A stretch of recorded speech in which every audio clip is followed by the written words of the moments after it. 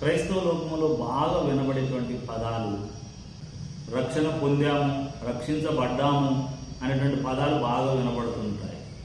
రక్షణ పొందాము అంటే అర్థం ఏంటి?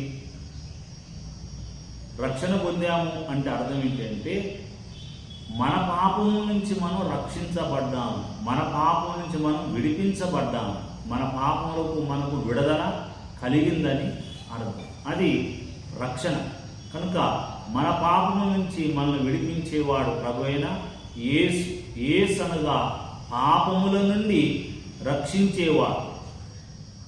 యేసు అనగా పాపముల నుండి రక్షించేవాడని మత్తయి సువార్త 1వ అధ్యాయం 21వ వచనంలో రాయబడింది.